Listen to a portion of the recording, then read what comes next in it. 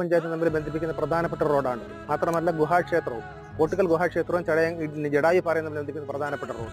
ഇത് എത്രയോ വർഷങ്ങൾക്ക് മുമ്പ് ഇതേപോലെ സർവേ എടുത്തിട്ട് ഇതുവരെ അധികാരം തിരിഞ്ഞു നോക്കിയിട്ടില്ല. ഒരുപാട് വിദ്യാർത്ഥികൾ തിരുവനന്തപുരത്തേക്ക് പോകുന്ന ഒരുപാട് പേര് ഇതുവഴിയെ കടന്നു പോകുന്നു. ഈ റോഡ് അധികാരികളുടെ ശ്രദ്ധയിൽ ഇതുവരെ പെട്ടിട്ടില്ല. അവരെല്ലാം ഇതുവഴി പോകുന്നതാണ്. പക്ഷേ ഇത് വളരെ ദുസ്ഥിതി. ചെറിയ കുട്ടികൾ, ധാരാളം സ്കൂളുകളുടെ കുട്ടികൾ പോകുന്ന ഒരു വഴിയാണ്.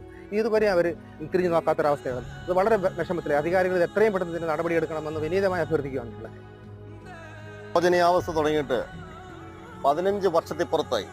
ഇത് ചടയമംഗലം ഗ്രാമപഞ്ചായത്തും ഇട്ടിവ പഞ്ചായത്തുമായിട്ട് ബന്ധപ്പെടുന്ന ഒരു റോഡാണ്. നമ്മുടെ ഈ പറയുന്ന ഗുഹാക്ഷേത്രം ഈ റോഡിലൂടെ ഉള്ളതാണ്. ഈ റോഡ് ഇത്രയ്ക്കും ശോചനീയാവസ്ഥയായി കിടന്നിട്ടും ഈ സർക്കാർ എന്തുകൊണ്ട് ഇതിനു വേണ്ടി ഒരു ഫണ്ട് അനുവദിച്ചു തരുന്നില്ല? പല ഫണ്ടുകളും ഇവിടെ അനുവദിച്ച് തന്നിട്ടുണ്ട്, പറഞ്ഞിട്ടുണ്ട്. കിഫ്ബിയുടെ ഫണ്ടുണ്ടെന്ന് പറയുന്നു. ആര് പറയുന്നു നമ്മൾ വിശ്വസിക്കാൻ പറ്റും? വർഷങ്ങളായിട്ട് ഞങ്ങൾ ജനങ്ങൾ